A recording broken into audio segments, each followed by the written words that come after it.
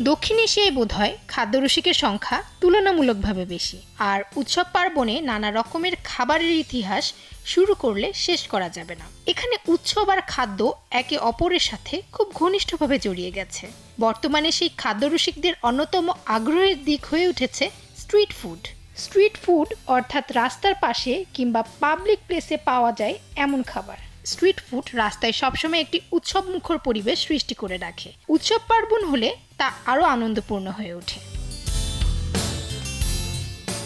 ভারতের গোয়ালিয়র শহরে দেখা যাচ্ছে ঠিক এমনই দৃশ্য। চলছে নবরাত্রির মৌসুম, সারা ভারত জুড়ে চলছে সেই আয়োজনের ঘনঘটা। এমন উৎসবের সময় মন্দিরের শহর গোয়ালিয়রও সেজেছে রঙিন সাজে। এমন আনন্দের মুহূর্তে এক নতুন মাত্রা যোগ করেছে গোয়ালিয়রের স্ট্রিট ফুডগুলো। সারি সারি সাজানো এই স্ট্রিট ফুডগুলোর গাড়ি আকর্ষিত করছে দেশ বিদেশের সবাইকে। গোয়ালিয়র প্রাসাদ এবং ধর্মীয় স্থানগুলোর জন্য জনপ্রিয়। যদিও প্রাসাদ এবং মন্দিরগুলোর পাশাপাশি পর্যটনের জন্য আকর্ষণীয় গোয়ালিয়রে রয়েছে গ্রামীণ বাজার এবং শপিং মলের আধিক্য।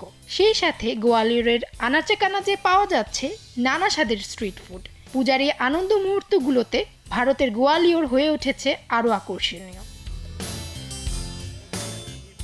এরই মধ্যে বিভিন্ন ধরনের সস আর সবজি দিয়ে তৈরি হচ্ছে ভেজিটেবল স্যান্ডউইচ, যা খেতে ভিড় করছে শহরের ভেতরের ও বাইরের বিভিন্ন স্থানের মানুষ। এমনই একটি স্যান্ডউইচ ভরাতে পারে অত্যন্ত ক্ষুধার্ত একজনের পেট। সেই সাথে মজাদার চাট, যা কিছুটা বাংলাদেশের চটপটির মতো। গরম গরম তাওয়ায় আলুর টিকি, ধনেপাতা, পেঁয়াজ, মরিচ, তেঁতুলের পানি এবং সেই সাথে চানাচুর গুঁড়ো দিয়ে পরিবেশন করা হচ্ছে খাদ্যরসিক ক্রেতাদের সামনে, যা দেখলে মুখে পানি আসবেই। টকঝাল চাট আর ভেজিটেবল স্যান্ডউইচ খেয়েই গলা ভেজানোর জন্য রয়েছে লেবু দিয়ে তৈরি লেমন সোডা। মেশিনের মাধ্যমে কার্বোনেটেড ওয়াটার দিয়ে তৈরি হচ্ছে লেমন সোডা, যা নিমিষে নিয়ে আসতে পারে স্বস্তি।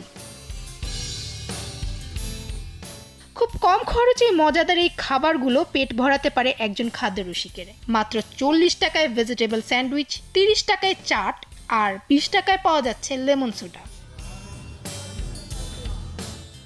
ভ্রমণপ্রেমী কিংবা খাদ্যরসিক একজন মানুষের জন্য গোয়ালিয়র একটি উপযুক্ত জায়গা। ঘোরাঘুরির নেশা মিটিয়ে মজাদার স্ট্রিট ফুড দিয়ে যে কেউই খাওয়া দাওয়াটা সেরে নিতে পারেন গোয়ালিয়রতে।